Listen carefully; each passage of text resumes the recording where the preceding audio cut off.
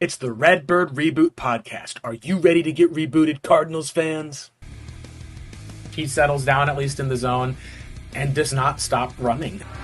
Blake Murphy. This is the identity for the Arizona Cardinals. The run defense is just horrendous, and it's been horrendous for the Cardinals for a long time. And Marcos Labrada.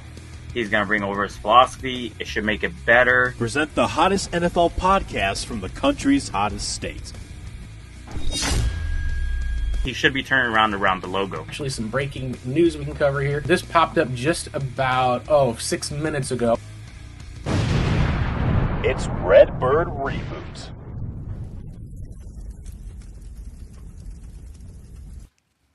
All right, hello, Arizona Cardinals fans. We're doing something that's going to be a little bit different today. We're going to go over some film. I know this is a Week 18. Obviously, the Rams have gone already past that with the first game in the Super Walkout Weekend. And they faced off against the Carolina Panthers, who obviously took them down to the wire. And it almost looked for a moment that they were going to lose that game. I was kind of hoping that they would lose that game for many reasons. One, it is the LA Rams, so that's number one. Number two, I like to root for the underdog, but we will go over some clips with that as far as it's known, mostly because of the offensive scheme and the philosophy. I've also brought up that, I would love for Mike LaFleur to become like the next Cardinals head coach, not too much entirely on his offensive scheme, but it's also for his philosophy. I want to go ahead and pick from that coaching tree as well. A lot of gets done about, Kyle Shanahan and people picking from those from that coaching tree. Well, Sean McVay is part of that same coaching tree as well, but I believe that he is more of an innovator than it is with the situation with Kyle Shanahan, because he's always striving to figure out what's the next step in all these offensive philosophies.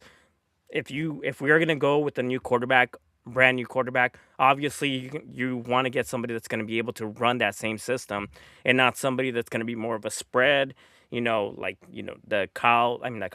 college game as well, with wide hash marks and being able to throw a lot of RPOs, a lot of screens, where in today's NFL, they're going more condensed, they're going more being able to run the ball and then setting up the pass right after that.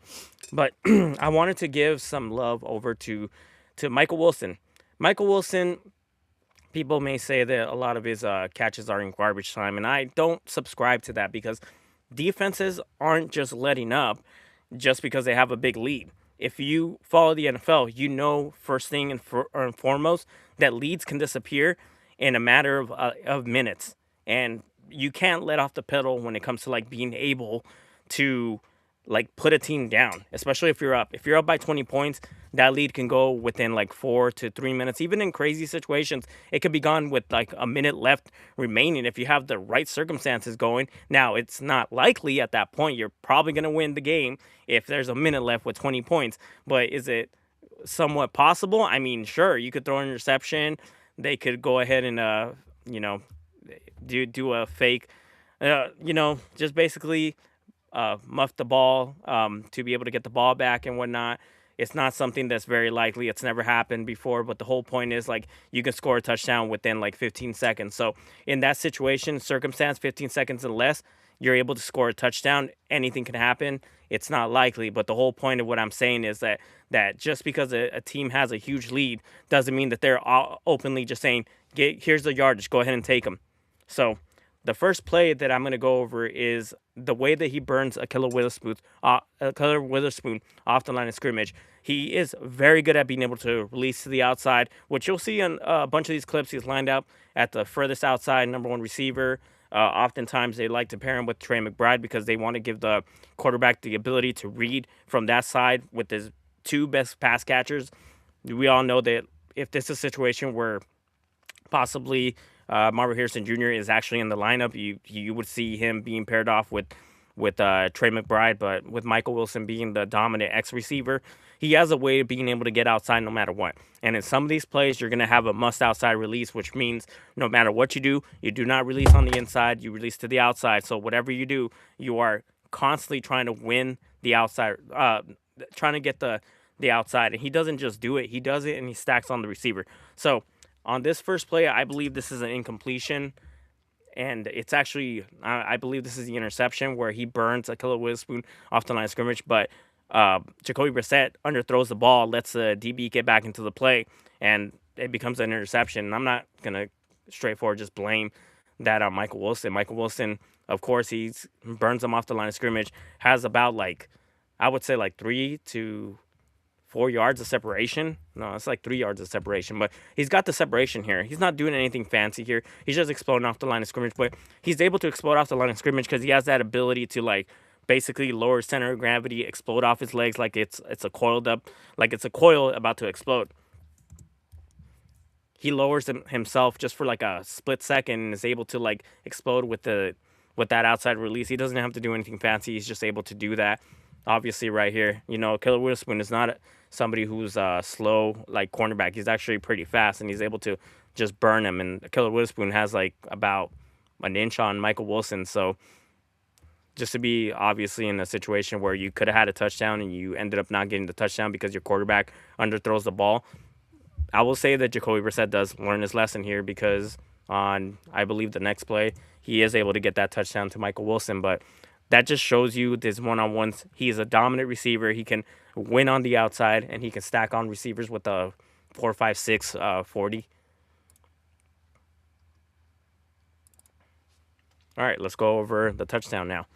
This is what I meant, that Jacoby Brissett has his redemption arc here. He is able to get this touchdown with Michael Wilson being able to release to the outside and stack on his cornerback so much that that it is a wide open touchdown. There is absolutely no resistance here, and he thought that to himself.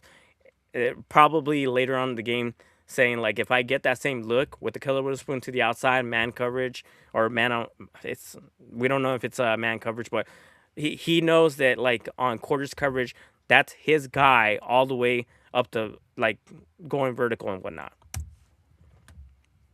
So again, this time he gives him a little bit of a split release to the outside, double move, and I mean there's nobody within him, within 2 yards here. Ahkello Witherspoon is just trailing him, but he's not trailing him because that's a technique they're telling him to basically defend. He's trailing him because he got burned. And that's about as wide open as you'll get in the NFL when you have one-on-one coverage to the outside. And this is actually a man coverage technique because he's man turning, which means he's turning his hips to the boundary. So I do believe that this is probably a either a match zone coverage, maybe quarters coverage with man principles. That is something apparently that's part of the quarters family. But the whole point is he gets beat to the outside. So we're going to go over the next clip. There's not much to show. He got beat. That's all it is. Another outside release again. Must outside release. Wins him with leverage and deception. He's able to come back with this little quick comeback route. So the deception part goes here where he's faking, running up the seam, giving him a kind of a small head nod to the outside, release to the outside, and turns him, coming on the comeback route. And that threat of him being able to go vertical is what allows him to be able to fool the cornerback who doesn't want to get burned deep. He wants to make sure that he's stacked on him, but he can't. So when he turns him around, he's able to have that wide open catch. Obviously, the cornerback is stacked on that route, but that's the type of route that they're running here. It's just a quick comeback route or a little curl route.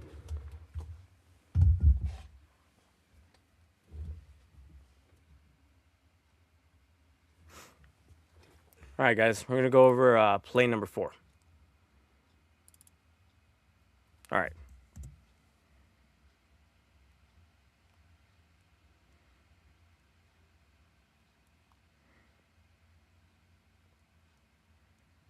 Give me a second, guys. All right, so on this play, it doesn't count. This is an under center play action, a call to the outside. He's actually rolling the same direction as Michael Wilson. Michael Wilson, again, has to be able to win on the outside. Something that I noticed on this play, you'll see outside leverage. He's lined up outside because he doesn't want to give up that route going to the boundary. one of the things that he is able to still specialize in is making sure that he moves him off his spot the guy doesn't even want to press him because he's too afraid with his physicality that he's able to win to the outside or win to the inside. He wants to funnel him to his help, which is right here, the safety. He is going to go ahead and make a move off his spot, explode to the inside, right over here, gives him like a little bit quick stutter step, releases outside. He has his hands there. He's able to do that quick nod or that double move to gain a little bit more separation and get him to stop his momentum. And he's separating now. He's got a little bit of separation now. In the NFL, if you're even, you're leaving. So even if Michael Wilson was running stride for stride with this cornerback, number 14, not sure if that's Forbes or not, even if he's on the same exact, like, not position, but if he's even with the cornerback, that's still wide open. And I'll tell you why. Because there is an imaginary red line these cornerbacks are taught to defend. It's called controlling the red line. So it's, technically speaking, it's between the numbers and the boundary. So when he releases to the outside, if this cornerback can somehow control that red line and push Michael Wilson past that over to the boundary, this quarterback now has way less space to be able to work with. This wide receiver has way less space to work with. That's the whole idea of that's an extra defender for the cornerback because of the fact that if you make one mistake or if you have to make an absurdly accurate throw, which is possible, but it's very hard to do that when you don't have much space to work with. This cornerback is able to control that red line. He can turn his head. And he can either bat the ball down or intercept it. That's where you see that those plays where they turn around, they intercept the ball, they're able to PBU when they turn around. Most of the time, you'll see cornerbacks running up like even with the wide receiver, and if they have control, the wide receiver has control of that red line. They're not allowed to turn their head. So here's a little double move right here. Just that little bit of stutter is exactly what causes the separation. Here you go with Jacoby Brissett, and this play. It's unfortunate because this play doesn't count. Of course, you see the penalty was called to John Gaines because I believe that this double team that was supposed to partake between John and the center, no, that's not even what happened. John Gaines just got beat. So in this circumstance, you have, I think the tackle has to come to, nope. It's the pulling guard. So what happens here, and I understand this, from play action, a lot of times you'll have the guard pull, defend the furthest outside, edge defender, which if he's going to shoot up this field, you're going to have this tight end most likely chip and then release to be part of the, the rollout. So you're going to have a 3-layer concept to one side. That's what you call a flood concept. You can't run that type of concept if you don't have somebody working the flat or working the shallow. It could be from the same side, but most of the time you just want it to be from the opposing side, so that person's going to be the tight end. So if that's going to be the play call, if it's releasing, of course he didn't chip because his defender decided he was going to drop into coverage. Furthest outside guy in this case is Byron Young. You have two guys chipping on that, but then you have Adams pulling to be able to have to take on this outside defender. He's already been picked up, and John Gaines is losing that one-on-one to the outside. Adams is like, luckily he's there to be able to make this block, but it's hard for him to be able to maintain this block because he wasn't expecting for the tackle to shoot up field like this and win so early. But I'll be honest with you, you see this happen all the time when it comes to like guards and like trying to protect their quarterback. This is like a ticky-tack little foul. I mean, I get that it's like a personal foul because of the way that he floundered and he did that and he kind of like hit him with his shoulder. But to call that and take away a big play in a game that doesn't really even matter. Like, we were already going to, I mean, I don't think we were down at this point, but we ended up losing by a total of like 17 like points or whatnot. I don't remember. It was at least a 2-touchdown like loss. I don't think that the Cardinals were going to win this game, even if they did get this playoff. But it would have counted towards adding to the yardage that Michael Wilson had. And plus, this is a great concept that was ran to, at the very least, not to perfection, but to perfection when it comes to Michael Wilson. If he had a quarterback that could throw it more so in stride, this is a touchdown. As we know, it's not going to count because John Gaines gets that personal foul over here. That's not even that big of a deal. I mean, he wants to protect this quarterback. That's all it is. What guard and what center, what tackle is going to allow some defender to just come and blow up your quarterback? What was he supposed to do there? Just set his feet and try to make that block or push him from the back? I understand he lost, but I've seen worse. I've seen our own players get choked or, grabbed or the typical arm on the neck and the defender just being washed out because the tackle is holding or just trying to choke him out. But regardless of what's going on, this was a great play. I love this play by Michael Wilson. He can catch through physicality. He's shown you that for 3 years now. Call that out with him in his rookie year that he's able to have a defender on him and he's able to jump up and get the ball. All right. Alrighty. So this is a preseason snap. I wanted to highlight the snap because there's two things that could have happened here. I believe that if Elijah Jones came away with this interception, instead of Denzel Burke being the guy that was replacing the cornerbacks that went down, I believe it was game 3 where there was a possibility he was going to start. It was after that Carolina Panthers game. If he comes down with this interception, the optics change on him because this is an interception that he himself it's not a situation where the defensive tackle redirects the ball because he puts his arms up there and either slows it down or throws it off his trajectory. That's not what happened here. He did not bite on the double fake, as you will see, and is in perfect position to intercept this ball, but he can't catch it. And this is not the first time it happened to him, obviously. You know that as a wide receiver, once they start lowering their center of gravity, they're trying to shimmy, they're trying to get you to bite. Could be an inside release. If it's an inside release, fine. He understands that he's still there to be able to drive on it. If this is an outside release, he's not going to have his body parallel to the yardage line. He would mostly move his hips inside, and he's in a bail technique. That's what makes this even more impressive in my opinion. If he's in a bail technique, if it was man coverage, that'd be different, but he's in a bail technique, so he's essentially his hips are parallel to the line of scrimmage facing the inside. It's hard to be able to drive on balls to the outside, and if this wide receiver was smart, he would have tried to make him try to lose to the outside, but that wasn't the play call here. This was supposed to be a double move go route. He does not fall on it. He doesn't drop his hips down so far that he's going to lose his momentum, and he's able to stay on top. To be able to stack on the cornerback from bail technique after they do a double move on you, and you have absolutely 0 snaps in the NFL to know exactly what's going to be a double move, what's going to be a fake. I mean, that's impressive. And as I mentioned, unfortunately, he didn't come down with it, and that would have been that would have been a good break for Elijah Jones, who I am still high on. And I do not understand why he wasn't given the snaps during the season, even when cornerbacks were going down left and right.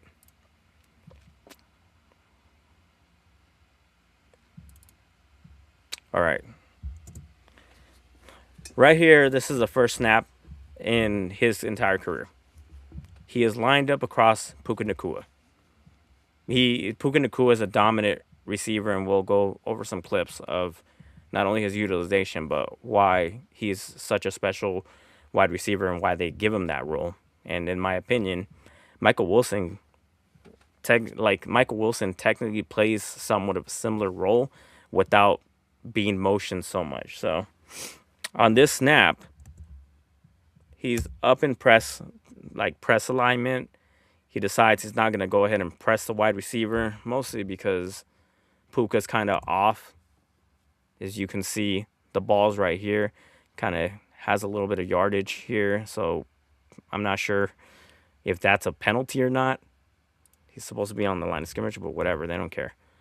Comes up, gets into his back pedal, turns his hips, puts his arm on his near shoulder to feel the route. Notice that he's not trying to throw this guy off his route by pushing him or anything like that. This is still legal. And you know that because Puka Nacua quickly swipes the hand, but he maintains being in somewhat in phase here if he is trying to go into trail technique. And that's a perfect coverage that you want to be in if Puka Nacua, if this was a go route by Puka, he'd be screwed. But if he's coming back to the ball, kind of throwing this little like fade or this seam or this go fade from top alignment, I mean, this is impressive because he's still within like half a yard, essentially up in his face. Yeah, the positioning is not perfect positioning, but if this is your first snap as a cornerback that didn't get any playing time, what's the excuse for the coaching staff not giving him the playing time that he needed? You would expect for him to be burned off the line of scrimmage, not even being within a couple yards of Puka Nacua if the guy can't play ball.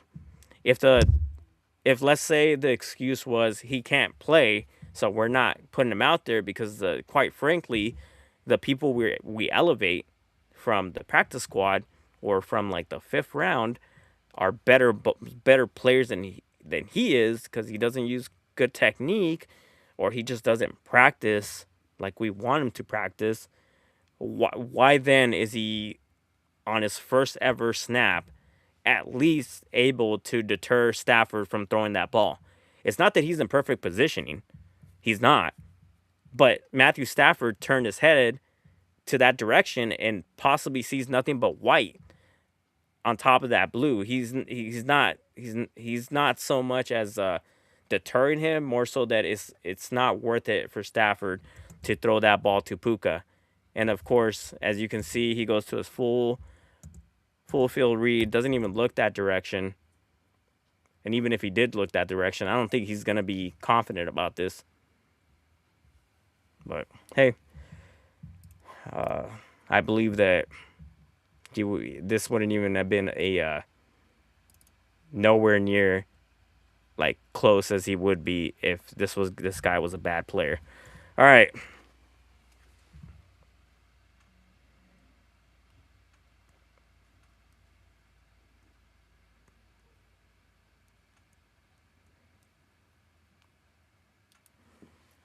Okay. All right. So on this snap, he's about 10 yards, 11 yards off the line of scrimmage.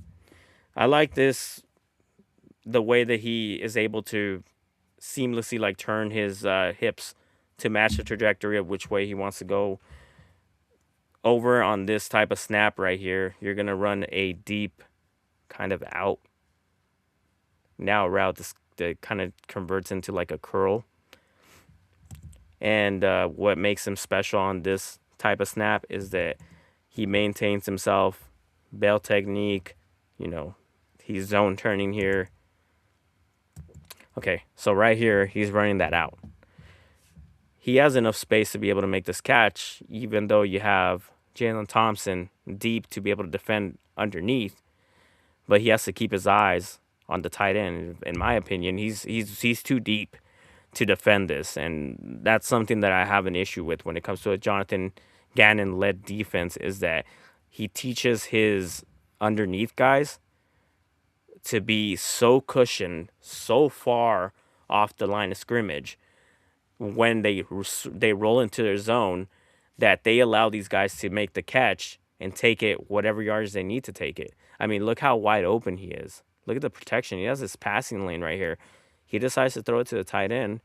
He's driving on it. He can make a move and gain probably like 10 yards on this and get the first down, or at the very least, he's getting a big gain. He's getting more than a 5-yard gain just based on that, because look how far these linebackers are, or these underneath defenders. Regardless, that's not what we're covering here. We're covering Elijah Jones. He doesn't even baseball turn like you see rookie or like less experienced cornerbacks who oftentimes think that they have to baseball turn themselves out of a coverage that just got beat at because now their blind spot is being attacked. That's usually what the what the actual, like, I thinking about the word, like, so the reaction, the usual reaction to somebody attacking your blind spot when you're in bail technique, if they're running to the boundary, is to baseball turn themselves to be able to get that 360 like vision of where this wide receiver is. Well, they're losing on that, because if you have to turn yourself all the way around, you're off phase and you're losing your defender. He doesn't even do that. He opens up his hips, turns his way to face his defender like he should, switches around. Look at that. He even maintains a little bit of a back pedal here. I'm going to go ahead and just pause it when it happens, because that's good technique right there. So he plants his foot. Now he's about to go parallel with the boundary. Maintains himself in a way where he's not throwing his hips all the way around where he could lose his balance. He still maintains his inside foot to plant it so that he can shift into a back pedal and then turn his hips all the way around to drive on the ball and essentially become the wide receiver on this concept. He doesn't catch it. It's unfortunate. Once again, the optics of a cornerback that does not have enough snaps is if he's out there to get an interception, everybody talks about it. His PFF grade goes up much higher. So when people get excited about a cornerback, the perception around, the team is, hey, let's give this guy some more snaps. No one's going to remember a pass breakup. Maybe. So he shuffles off to the side, drives on it, gets up there, can't come down with the ball, unfortunately. And that's unfortunate. I mean, the sideline gets excited, and I love seeing that for a guy who hasn't gotten enough playing time. But he's essentially there. Both hands hit the ball. Both hands touched the football, and he didn't come down with it. The old saying is, like, if he could catch, he'd be on offense. And that's just unfortunate. But I love how these guys come around. Look how pumped up they get for that play, because they know more than we do. They know whatever struggle this guy has been going through when it comes to not being able to get the playing time that he deserves. In my opinion, he deserves. He's a third rounder, by the way. But unfortunately, can't come down with it. Elijah Jones. We're going to go over, I believe, the other pass breakup. All right. This is probably one of the best ways to drive on a ball, timing-wise. The timing on this is special. It's legit on how he pays attention to the quarterback in the backfield. Now, what do we have here? We have single back. You have dual tight ends. No, you have an attached tight end to the right side of the formation. You have another tight end. He's off alignment, not really in a wing formation, but he's kind of, lined up as a slot, looking like he's about to drop into pass protection instead of taking off for a route. Usually, if you see a tight end be in a three-point stance, it's because they're probably going to chip and release, or at least they're releasing for a route. And then you have your two wide receivers. No, that looks like a tight end. I'm lying.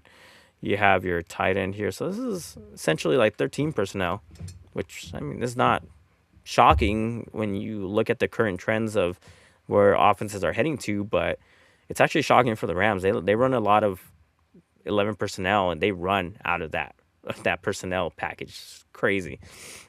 So obviously you have no idea if this is going to be a play action. You have no idea if he's going to shift off and pass protect or looking to see who's going to blitz. You have no idea if it's going to be a three-step drop and release, or if this is going to be a fake handoff and release. So again, 10 yards off the line of scrimmage. Not sure if that's Tutu Atwell, which is a speedster, lined up as the number one receiver. I mean, Tutu Atwell runs this route like he runs a good route out on the outside.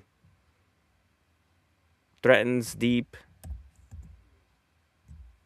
Kind of looks like his momentum takes him forward further than he thought or how he wanted to, because if I was to guess, I think he was trying to come back a little bit closer to like the right above the 0 on the numbers, but it doesn't happen because if you pay attention, his momentum just kind of takes him further than what he anticipates. Regardless, being in a bail technique off alignment by 10 yards is a gimme on a comeback.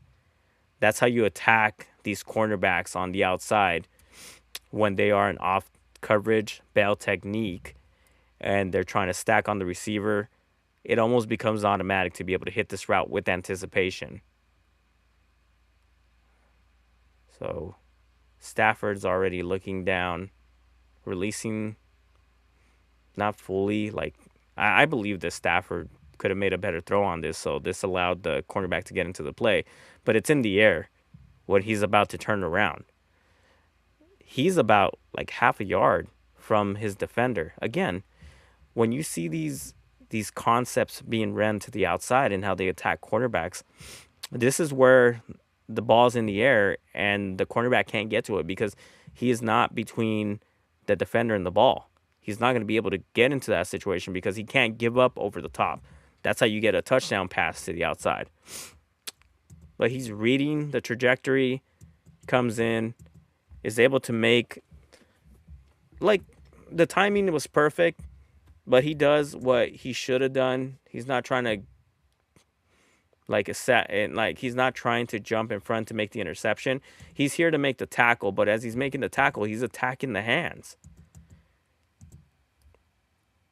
Again, that's not something that a cornerback can do without experience, without seeing enough of these to be able to get the timing down at the perfect time. And if you ask me, I think part of the reason as to why Elijah Jones has this ability to be able to break on balls and kind of slow his momentum is because he has the ability to turn his hips whatever direction he wants. He has good footwork to point himself in the direction, or at least turn himself towards where he wants to go without fully having to throw his hips one direction or another to throw him off balance or not be in a position to be able to drive on balls. It's like seamless. If I had to describe it, it's almost like seamless, and he's a light guy, so he doesn't need to push. He doesn't have to work too hard to move from one spot to another because he's able to do that with him being so light. And also, it also helps out that he's 6'1", and you need big cornerbacks at the very least to be able to make plays like this. I do not subscribe to the idea of drafting 5'10" cornerbacks and playing them on the outside against these big X receivers. And Tutu is a very small guy. We don't even know if he's lined up at the X, but the whole point is they drew up the concept to go this direction. When a quarterback is not only testing a corner and he gets lucky by not being able to intercept that ball, and he tries to throw it his direction again, and you get a PBU, suddenly it's almost as if they're going to run the concepts to the opposite side. And that's where we're going to go through our third portion of this film. We're going to go to the Los Angeles Rams concepts. Now, what do we care about the LA Rams concepts? Well, aside from the fact that the Rams are I would say their most studied offense in the NFL because of the fact that they try new things with Sean McVay, and we're keeping an eye out to see who else takes those concepts and adds them to their playbook, or at the very least, what they do when it comes to propelling their own version of those type of concepts. The Rams are always in the forefront when it comes to motioning, changing things up, going into new ideas, trying something new to defenses that have adjusted to what they do. So it used to be flood concepts for Sean McVay. Lots of under center, but the whole point is flood concepts to one side, backside dig to the opposite side. Quarterback looks towards the passing strength with the 3 to 2 receiver sets.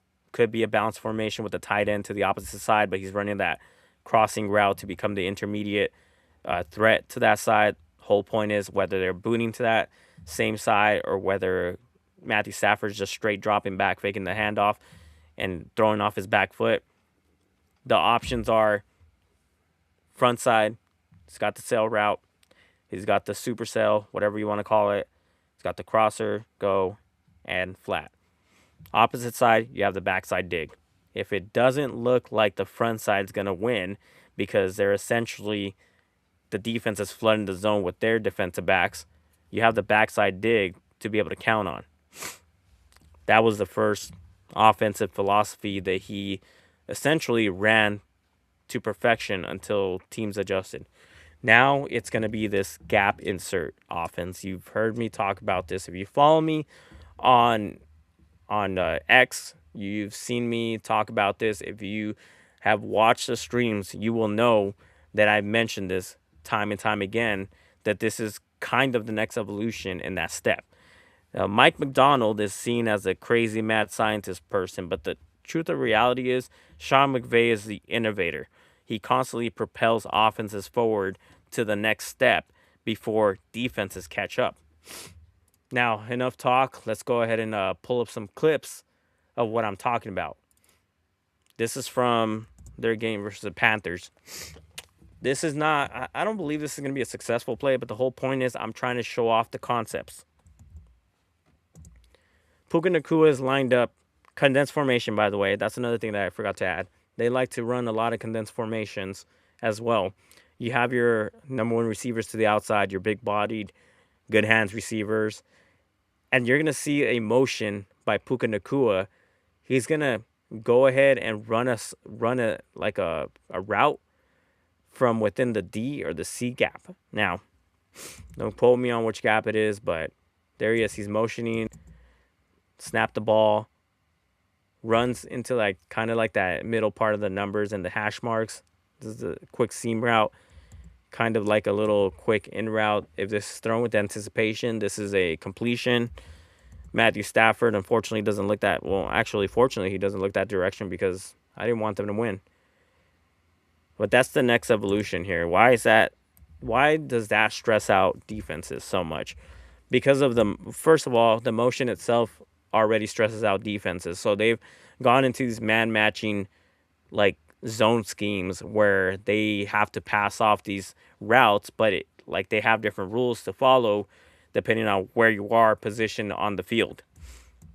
When you motion somebody to the inside and everybody's in off alignment, suddenly, how do you defend this? He's not the furthest outside X receiver. You don't know if he's going to stay in and block either the edge defender or if he's going to move up to defend them, to block the mic. You really don't have an idea of what Puka Nacua is doing when he inserts himself. And this is not a new concept, by the way. It's just that Sean McVay is using these concepts and running routes from those particular looks. He's in between both these zone defenders. Now, I'm not sure if this is quarters or if this is half quarter, but he is attacking that middle portion where you have 5 defenders essentially all around. Honestly, I have no clue as to why Matthew Stafford was just looking to the outside to Adams, because this defender was cooking. Number 2 was killing him that day. But that's the main idea of running these concepts with motion into a certain gap and running upfield.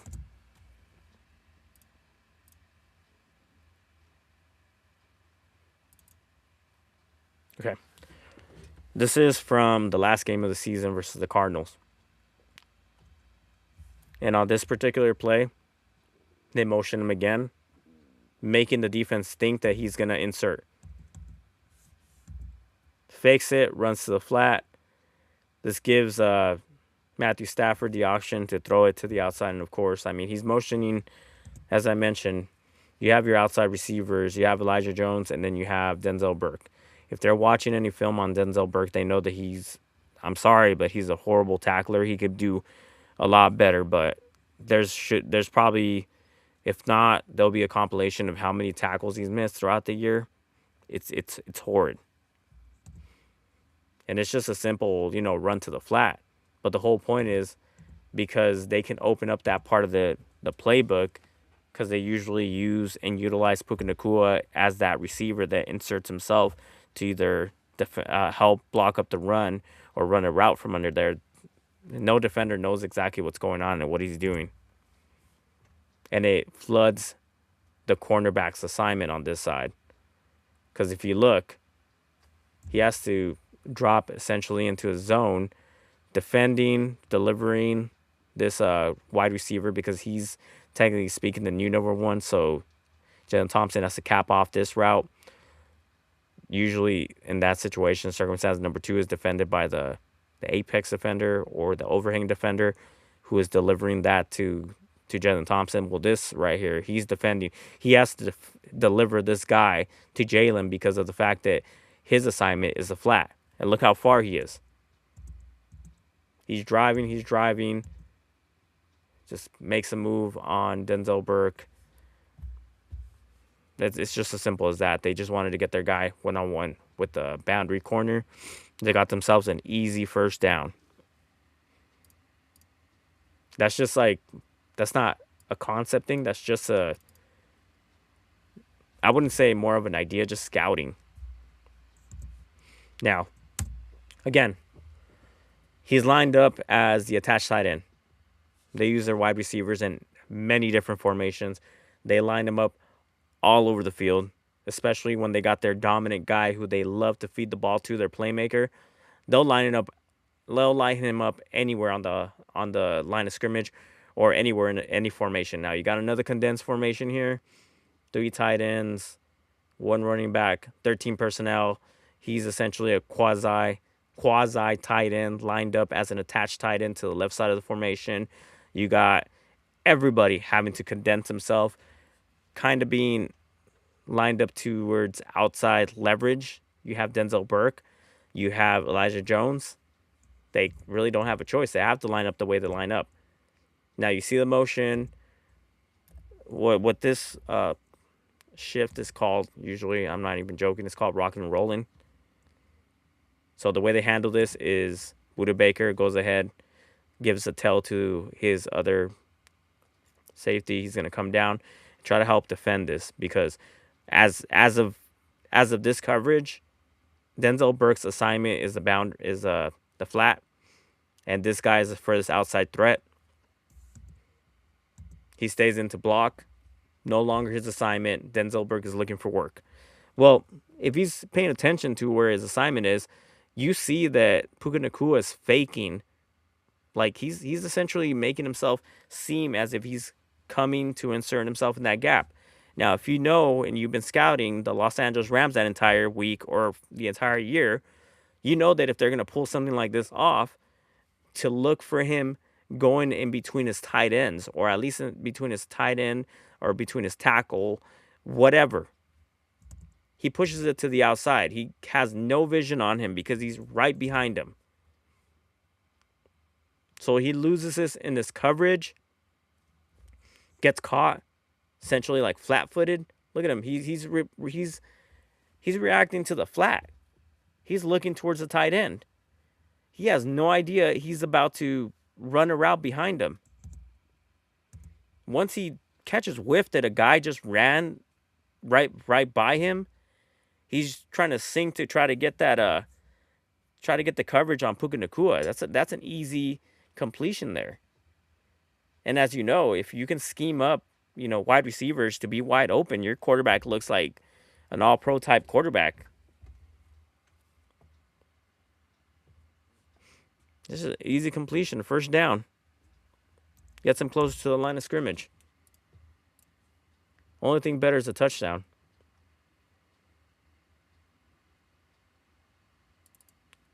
All right. I got this end zone view because, again, they're going to motion Puka Nacua from the left side to the right side. He's going to run a route behind his tight end, confusing the boundary corner for the second time. And I believe this is on the same drive. Should be on the same drive where they punch it in. Again, off alignment. You got tight ends, one in a wing formation, one lined up behind his tackle. So you got dual tight ends to the left side. You have another tight end to the right side again, just an attached tight end. 13 personnel, heavy bodies out there. Looks like they're gonna run the ball. Now they're about to motion Puka Nacua to the opposite side. Same exact concept. No joke. Snaps the ball. The only difference is this time, instead of like running the wheel to the outside, he's essentially running behind his tight end. Look at the confusion here. And by the way, they do the same exact thing in this concept. They essentially roll their safeties. There you go. Safeties roll. Technically speaking, his defender should be Puka Nacua, and the flat defender, if he runs to the flat, would be Denzel Burks. But it actually applies to anybody who's running to the flat. But this is how they're going to try to cover this concept. They run essentially behind each other, runs to the outside, pretty much just runs up like between both defenders. Occupies two defenders because of the confusion. Now, well, I'll be honest with you. A lot of this is coaching as well. But they knew they had a weakness somewhere in our defense. If they were going to keep the same people on the same side of the formation and essentially change nothing, except for they're going to walk down Akeem Davis-Gaither to play the edge here, to try to take on this block with this tight end and shoot up the field. To stop this, I mean, so my God, like, as Jonathan Gannon, who's supposed to be a guy who comes from the Vic Fangio, not tree, but at the very least, should know the same type of concepts as a Vic Fangio with the cover 6, cover 8, with the quarters and shifting motions and having man coverage variations of those. Your guys should know where a defender is at. This isn't the first time we've seen this. Obviously, you can point towards the Super Bowl. The Chiefs took advantage of him rolling his safeties. So what they did was they fake motion a receiver to the inside, have him running outside to the flat, getting that defender wide open, because they notice that in these goal line situations, they are not going to run any type of man coverage. They're going to roll their safeties, which is probably a better idea. But the weakness of that is you can time your routes perfectly to shift them on a jet sweep and then push them back to the outside. Same situation happened here.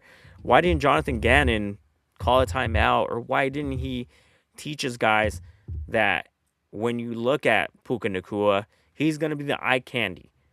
You do have to have a man on him. Obviously, you don't want him wide open. But at the same time, because of the gravity that he pulls, don't just allow other defenders or other wide receivers to run free because you're undisciplined, like cornerbacks that you wanted to stick with, that you wanted to start ahead of anybody else because you like them.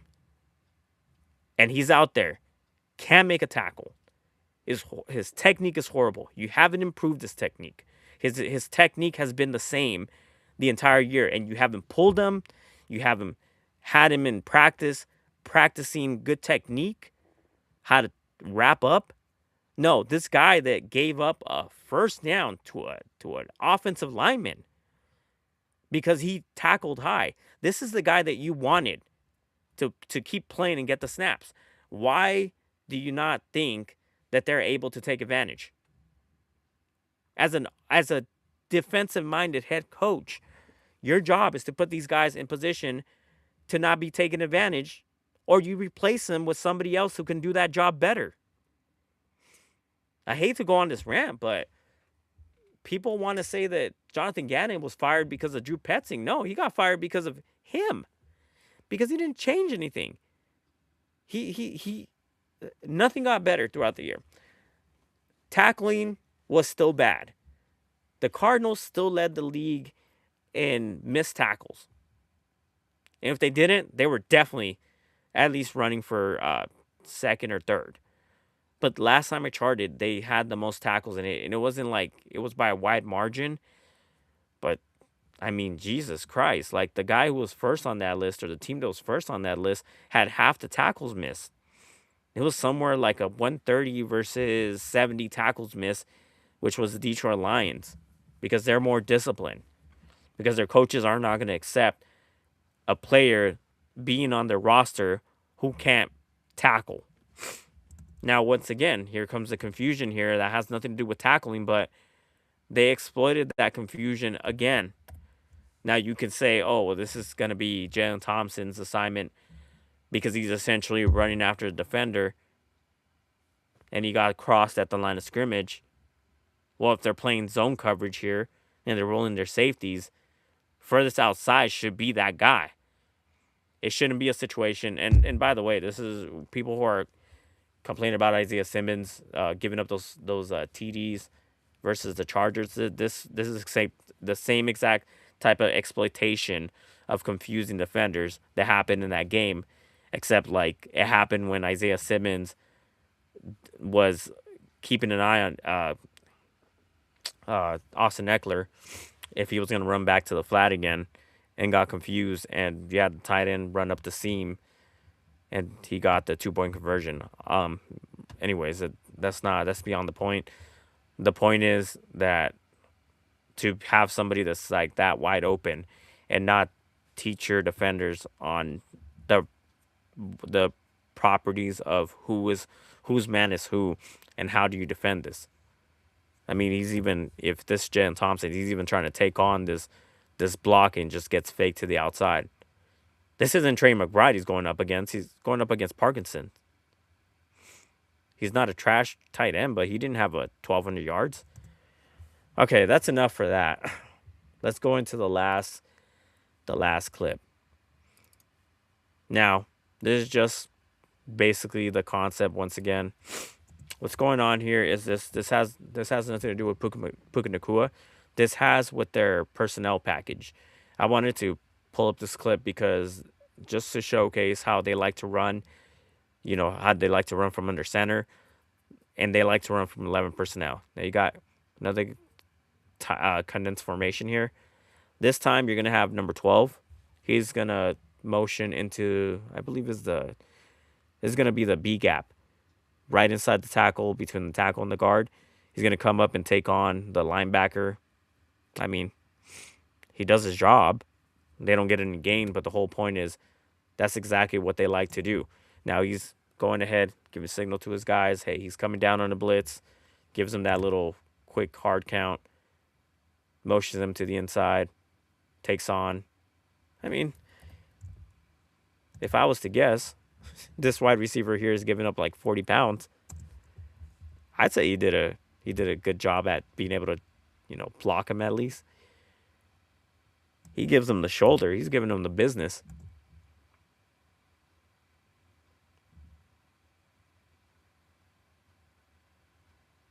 Oh, yeah. He's straight up trying to hit him like it's a gladiator shield.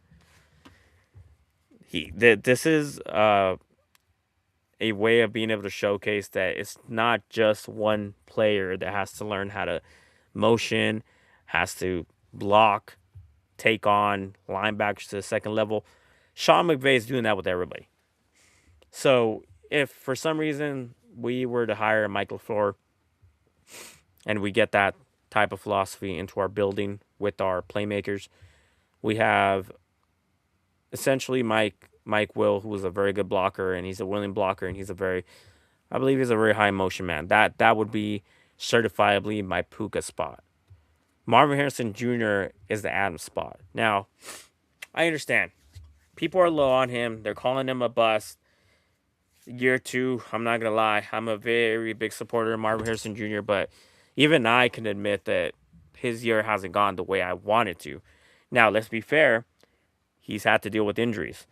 But aside from that, his inconsistency is what scares me, because even if he was out the 10 years that he was out, which is having an injury or having his operation, his appendectomy, which pushed him out of, I believe, like 2 or 3 games, the consistency wasn't there. If the consistency was there and he was missing time, people would be a lot higher on him. Now, let's not forget, his rookie year, he was an end zone target to a guy that was essentially a guy who benefits from taller receivers, but also loves to throw, fade routes. So it wasn't to say that, like, 100% Marvin Harrison Jr. was a useless guy. I believe that he was getting pushed around more, and just the threat of physicality took that concentration off being able to clamp down on footballs, which is sad because he put up a lot of pounds. I mean, he got those guns, and we were all thinking, oh, well, you know what? In that circumstance, that situation, if he's gaining more muscle, he's doing it because he wants to gain more strength to be able to clamp down on these balls in the end zone, or just in general when he's being draped on by a cornerback. That's a lot of words to say that he's in the Adams role, because I want him to be the high touchdown guy that he was his rookie year, where it didn't matter if he had a guy draped on him. And it's not to say that he hasn't caught balls in traffic or while being like tackled, or having like a cornerback interfere with his vision or trying to hit his arms or whatnot. I'm not going to forget that his rookie year, he at least showed that he can do it. Now he needs to get out of his own head, because in my opinion, he has one more year to be able to showcase that he can be that 1,000-yard receiver. But if he's not going to be that 1,000-yard receiver, you have Michael Wilson, who you definitely have to extend. Because I'll tell you one thing. Everybody in the NFL is watching to see what we do with him. If the Cardinals decide they're not going to keep him and keep Marvin Harrison Jr. due to the legacy and to some of the, let's be fair, there's some, like, not talent deficiencies between him and Michael Wilson, but the guy has more size on him and he runs a faster 40. If they decide they're just going to go younger and let Michael Wilson go, the guy's going to be dominant. He's going to be a constant 1,400-yard guy with 8 touchdowns. And you don't want to give that up to an opposing team, because you might have to face them. And to be honest with you, if I was the 49ers with their wide receiver situation, I'd be looking to Michael Wilson, because he is a Stanford guy. So he's essentially someone in their backyard. So just, if I'm the Cardinals, I'd figure this out quick. Because in my opinion, what they decide to do with Michael Wilson is going to affect them going forth with their quarterback situation. Now, you can always keep both guys, but let's be real. You got a tight end who's an all-pro that you paid. It's going to be hard to maintain all three of them. So figure it out. But if you have a system like this, I think they can all coexist, with the exception of the fact that the Los Angeles Rams don't exactly like to use their tight ends in that all-pro situation. Shanahan does. Shanahan has a tight end he can have an all-pro tight end, and he has a 1,000-yard receiver to the outside, the X guy. But Sean McVay doesn't exactly prioritize throws to tight ends, and that could be fine. I mean, people have been wanting our wide receivers to be able to dominate. Well, with this type of offensive philosophy, that could be the case. It just sucks because as soon as Trey McBride emerged, who's a good piece to have in any type of offensive scheme, now you have one ball to throw around and you don't even know who to throw it. So, regardless, anyways, not necessarily have any more clips to share, but I just wanted to give my 2 cents on where I wanted to be with the head coaching, hire. I think that someone like Robert Saleh, who can definitely say, he can definitely coach up a defense. That guy would be a great piece.